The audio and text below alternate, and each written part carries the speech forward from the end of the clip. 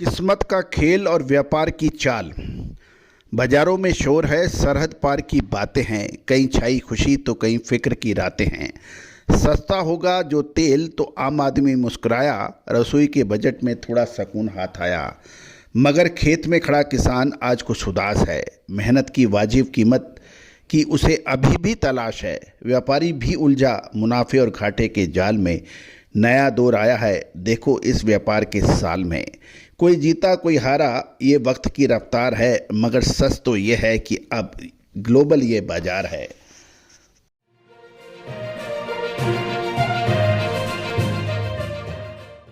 दोस्तों नमस्कार, colonel Ajay, CEO Ajay स्टो money group, first global स्टो finance digital channel से आपसे मुखातिब होता हूँ। आज 7 फरवरी सन 2026। दोस्तों आपको याद होगा कुछ दिनों पहले हमने सोयाबीन में आने वाला महा तूफान के बारे में आपको चर्चा की थी। दोस्तों खबर ये निकल के आ रही है कि भारत और अमेरिका के बीच कुछ महत्वपूर्ण समझौते हुए हैं, जिसका असर खाद्य तेल और पशु आहार जैसी महत्वपूर्ण कमोडिटीज़ पे पड़ सकता है और इसका असर किसान, व्यापारी, प्लांट होल्डर्स पे काफ़ी पड़ सकता है। दोस्तों जानिए विस्तृत खबर। साथ साथ ये भी आपको अपडेट दे दें कि ये एक प्रारंभिक साझा बयान है, जिसके दौरान 7 फरवरी सन 2026 को ताज़ा स्थिति के अनुसार इंटरिम फ्रेमवर्क के स्तर पर पहुंचा है। इसका मतलब यह है कि मुख्य शर्तों पर भारत और अमेरिका के बीच सहमति बनी है, लेकिन कुछ औपचारिक कदम बाकी है। भारत और अमेरिका ने 7 फरवरी को एक साझा बयान ज्वाइंट स्टेटमेंट जारी कर इसे अंतरिम व्यापार ढांचे की आधिकारिक घोषणा की है, यानी दोनों सरकारें इस शर्तों पर राजी हैं। लीगल एग्रीमेंट यानी कानूनी प्रक्रिया, हालांकि फ्रेमवर्क पर सहमति है, लेकिन इसे कानूनी संधि यानी लीगल बाइंडिंग ट्रीटी के रूप में फाइनल करने का काम अभी चल रहा है और ये मार्च 2026 के मध्य तक इस पर फाइनल साइनिंग होने की उम्मीद लगाई जा रही है। लेकिन ये ध्यान देने वाली बात है कि भले ही पूरा एग्रीमेंट मार्च मध्य से फाइनल हो, लेकिन कुछ फैसले तुरंत प्रभावी हो गए हैं। अमेरिकी टैरिफ में कटौती। अमेरिका ने भारतीय सामान पर लगने वाले 50% टैरिफ को घटाकर 18% करने के आदेश जारी कर दिए हैं। रूसी तेल पर पेनल्टी के अंत की बात है तो भारत द्वारा रूसी तेल खरीदने के कारण अमेरिका ने जो 25% अतिरिक्त दंड लगाया था, उसे भी अब हटा लिया गया है और मार्च 2026 में इस इंटरिम समझौते पर अंतिम मोहर लगेगी और कानूनी दस्तावेज साइन होगी। पूर्ण द्विपक्षीय व्यापार समझौता ये एक इंटरिम स्थायी डील है और इसके बाद दोनों देशों में पूर्ण व्यापार समझौते यानी कंप्रिहेंसिव बायलैटरल ट्रेड एग्रीमेंट की दिशा में काम करेंगे, जिसमें और भी कई सेक्टर शामिल हो सकते हैं। जानिए रिपोर्ट विस्तार से। दोस्तों खबर निकल के आ रही है कि भारत सरकार द्वारा अमेरिकी सोयाबीन तेल और DDGS पर आयात शुल्क घटाने के फैसले ने देश के कृषि अर्थतंत्र में एक नया मोड़ ला दिया है। यह सिर्फ एक सरकारी आदेश नहीं, बल्कि मंडी और व्यापारी गलियारों में किस्मत बदलने वाला कदम माना जा रहा है। गौरतलब है कि दोस्तों खबर निकल के आई है कि 7 फरवरी सन 2026 भारत और अमेरिका के बीच ऐतिहासिक इंटरिम व्यापार समझौता ने भारतीय बाजारों में हलचल पैदा कर दी है। इस समझौते के तहत भारत ने अमेरिकी सोयाबीन तेल और DDGS, जिसे पशु आहार घटक कहते हैं, आयात शुल्क टैरिफ कम करने का फैसला किया है। इस फैसले से मिश्रित प्रतिक्रिया आई है। एक तो रसोई बजट को लेके कुछ फायदा हो सकता है,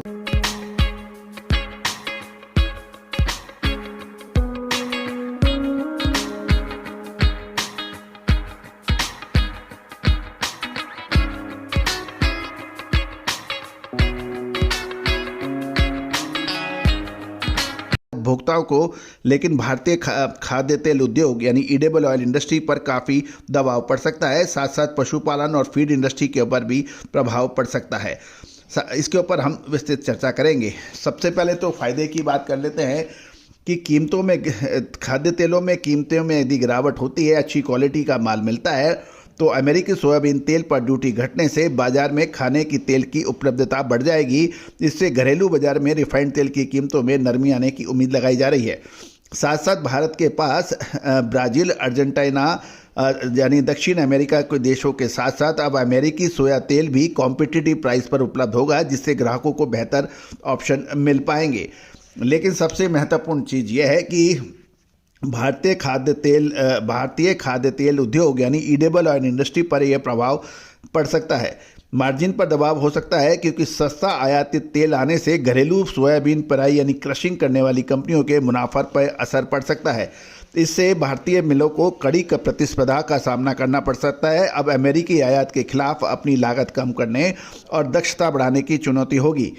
साथ साथ जो सोयाबीन के किसान हैं या तिलहन के किसान हैं, सरसों है, सोयाबीन है, मूंगफली है, इनके किसानों को भी अब एक चिंता सताने लगी है। यदि आयात बहुत ज़्यादा बढ़ता है तो घरेलू सोयाबीन की कीमतों पर दबाव आ सकता है, जिससे स्थानीय किसानों को सही भाव मिलना एक बड़ी चुनौतीपूर्ण हो सकता है। क्योंकि यदि इंडस्ट्री के पास रेट कॉम्पिटिटिवनेस नहीं होगी तो वो किसानों से सोयाबीन नहीं खरीदेगा या कम खरीदेगा और उसका असर सोयाबीन की कीमतों पर पड़ सकता है। लेकिन दोस्तों ये भी एक ध्यान देने वाली बात यह है कि भारत अपनी आवश्यकता का लगभग 2/3 हिस्सा खाद्य तेलों के रूप में पूरे विश्व आयात करता है। इसमें अर्जेंटीना और ब्राज़ील प्रमुख रूप से सोया के लिए माने जाते हैं, जबकि पाम तेल मलेशिया और इंडोनेशिया से काफ़ी बड़ी तादाद में आयात होता है। भारत के पास ऑलरेडी हम लोग इंपोर्ट कर रहे हैं। यदि हमें अमेरिकन तेल भी मिलता है तो हमें उसके ऊपर बार्गेनिंग अधिक हो सकती है। शुद्धता ऐसी जो हर घर की पसंद बने। सुधा महेश ठक्कर, हल्दी के विश्वसनीय निर्यातक। आज ही संपर्क करें।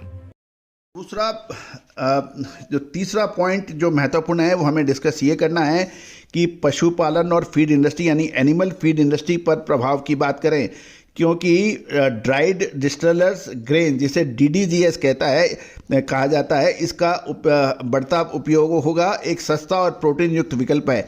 पशु आहार, पोल्ट्री और मछली पालन में इस माल से फीड की लागत कम होगी। सोया मील का विकल्प DDGS होगा और पूरी तरह से सोया मील की जगह तो नहीं लेगा, लेकिन बढ़ते दामों पर नियंत्रित करने पे मदद करेगा। इससे दूध, अंडा और मीट उत्पादन की लागत में कमी आ सकती है, लेकिन एनिमल फीड इंडस्ट्री के लिए ये परेशानियां बढ़ सकती है, क्योंकि अमेरिकन DDGS काफ़ी अच्छा और सस्ता माना जा सकता है। साथ साथ ये भी ध्यान देने वाली बात यह है कि मक्का और चारा व्यापार यानी DDGS के आने से स्थानीय मक्का और अन्य चारे की मांग में थोड़ा ठहराव आ सकता है, जिससे पशुपालक को तो राहत मिलेगी, लेकिन इस इंडस्ट्री से जुड़े किसान और व्यापारियों के मुनाफे पर फर्क पड़ सकता है। अब महत्वपूर्ण ये है कि कौन कौन सी इंडस्ट्री में फ़ायदा या नुकसान हो सकता है। सोयाबीन तेल की कीमतों में कुछ गिरावट आने की संभावना नजर आ रही है। DDGS यानी पशु आहार की लागत कम होगी, जिससे डेयरी पोल्ट्री प्रोडक्ट के दाम स्थिर या कम हो सकते हैं। साथ साथ चारा उद्योग और किसान इनकी मुनाफे पर फर्क पड़ सकता है। घरेलू उद्योग की बात करें तो तकनीक और दक्षता में सुधार की आवश्यकता होगी। यदि इंडियन इंडस्ट्री ने इस पे ध्यान नहीं दिया तो उनका बाजार शेयर कम हो सकता है, तो उन्होंने अपनी टेक्निक भी सुधारनी पड़ेगी। साथ साथ ग्लोबल स्टैंडर्ड के इनको तेल की क्वालिटी भी सुधारनी पड़ेगी। थर्ड, किसानों को अपनी उपज भी बढ़ानी पड़ेगी ताकि वो विदेशी तेलों का सामना कर पाएँ। गौरतलब है कि हालांकि भारत ने अमेरिकी सोया तेल को रास्ता दिया है, लेकिन संवेदनशील कृषि उत्पाद जैसे गेहूं, चावल और डेयरी को इस समझौते से अभी बाहर रखा गया है ताकि ग्रामीण आजीविका को सुरक्षा की जा सके। अब महत्वपूर्ण ये है कि किसान और इंडस्ट्री पर इसका कितना असर होता है, लेकिन फौरी तौर पे ये कहा जा सकता है इससे असर अधिक बढ़ने की संभावना है। यानी अमेरिका और भारत के बीच इस नए व्यापार समझौते को भारतीय किसानों पर मिला जुला असर पड़ने की संभावना है। सरकार ने जहां कहीं संवेदनशील फसलों को सुरक्षित रखा है, वहीं कुछ क्षेत्रों में किसानों को नई चुनौतियां और अवसर का सामना करना पड़ सकता है। दोस्तों, अनाज और दलहन या चावल, मक्का, अन्य मोटे अनाजों पर अभी कोई रियायत नहीं दी गई है। दूध, पनीर, अन्य डेयरी प्रोडक्ट को भी पूरी तरह से सुरक्षित रखा गया है और अमेरिकी डेयरी प्रोडक्ट को भारत में सीधी एंट्री पर रोक अभी भी बरकरार है। पोल्ट्री और मांस, मुर्गी पालन और मांस क्षेत्र को भी आयात शुल्क में छूट से बाहर रखा गया है। तिलहन के ऊपर जो है वो सोयाबीन किसानों में, जिसमें मध्य प्रदेश, महाराष्ट्र और राजस्थान के किसान सबसे अधिक प्रभावित हो सकते हैं।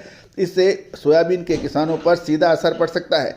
इससे सोयाबीन की कीमतों पर दबाव, सस्ता अमेरिकी तेल आने से घरेलू सोयाबीन की मांग कम हो सकती है, जिससे किसानों को मिलने वाला मार्केट प्राइस में फ़र्क आने की उम्मीद है।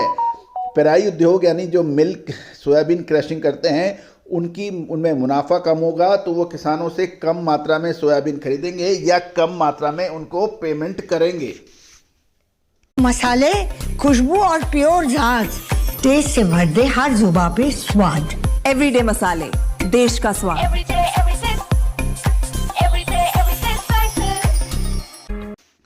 दोस्तों, अब हम अमेरिकन सोया तेल वर्तमान स्थिति और ड्यूटी कट के बाद क्या स्थिति बन रही है, लैटिन अमेरिका यानी दक्षिण अमेरिकन देश जैसे अर्जेंटीना और ब्राज़ील से सोया तेल के इंपोर्ट की क्या स्थिति है, इनके बीच में क्या कंपैरिजन है, इसके ऊपर भी हम विस्तृत चर्चा करेंगे।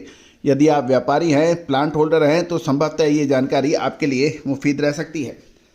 गौरतलब है कि 7 फरवरी सन 2026 के मोटे ताज़ा भाव देखें तो वर्तमान समय में दक्षिण अमेरिकी देश जैसे अर्जेंटीना, ब्राज़ील की तुलना में अमेरिकन सोया तेल महंगा है, लेकिन अमेरिकन तेल की क्वालिटी अर्जेंटीना और ब्राज़ील से काफ़ी अच्छी मानी जा रही है। और यदि हम देखें मौजूदा स्थिति के अंदर, तो अमेरिकन जो तेल है उसकी 1215 से $1230 प्रति मैट्रिक टन के भाव के अनुमानित होते हैं, जबकि ब्राज़ील के जो है वो 1140 से $1160 प्रति मैट्रिक टन और अर्जेंटीना के अपरिवर 1120 से $1140 प्रति मैट्रिक टन की बात की जा रही है, क्योंकि अमेरिकन क्वालिटी बेटर है और उसके रेट ज़्यादा हैं। ये आज की स्थिति है। साथ साथ दक्षिण अमेरिका में रिकॉर्ड फसल से ब्राज़ील में इस साल 2025-26 में रिकॉर्ड सोयाबीन उत्पादन का अनुमान है, जिसका हमने आपको 8 से 10 दिन पहले भी एक अपडेट दिया था। वहाँ से मंडियों की भारी सप्लाई आ रही है और कीमतें अमेरिका के मुकाबले 70 से $90 प्रति टन सस्ती हैं। अर्जेंटीना का अपनी पुरानी इन्वेंट्री निकालने और विदेशी मुद्रा जुटाने के लिए ब्राज़ील से भी कम कीमत पर सोया तेल की वो ऑफ़र कर रहा है। अब महत्वपूर्ण ये है कि भारत और अमेरिका के बीच हुए समझौते से क्या फ़र्क मार्च के अंदर पड़ सकता है। यदि भारत अमेरिका के साथ ट्रेड डील के तहत आयात शुल्क घटा देता है तो लगभग 100 से $150 प्रति मैट्रिक टन की कटौती हो सकती है। तो अमेरिकन तेल की लैंडेड कॉस्ट भारत पहुंचने वाली कीमत अर्जेंटीना के तेल के बराबर या उससे सस्ती हो जाएगी। और लेकिन ध्यान देने वाली बात यह है कि वर्तमान में भारतीय व्यापारी अपनी सस्ती कीमतों के कारण अर्जेंटीना और ब्राज़ील को प्राथमिकता देते हैं, लेकिन ड्यूटी कट के बाद अमेरिकी सोया तेल, US सोया ऑयल भारत में एक बड़ा खिलाड़ी बन के बनेगा और उसके दाम सस्ते होने से कड़ी प्रतिस्पर्धा ब्राज़ील और अर्जेंटीना को मिलेगी और अर्जेंटीना और ब्राज़ील को दाम और गिराने पड़ेंगे यदि वो भारत में एक्सपोर्ट करना चाहता है। तो कुल मिलाकर ड्यूटी कट के बाद अर्जेंटीना से भी $20 से $25 प्रति टन अमेरिकी सोया तेल भारत में पड़ेगा। अतः ये एक महत्वपूर्ण बिंदु है, इस पे हमें ध्यान देना चाहिए। दोस्तों, चैनल पे बने रहने के लिए सब्सक्राइब कीजिए और विशेष अग्रिम रिसर्च रिपोर्ट के लिए आप संपर्क कर सकते हैं। All the very best, good luck, happy trading.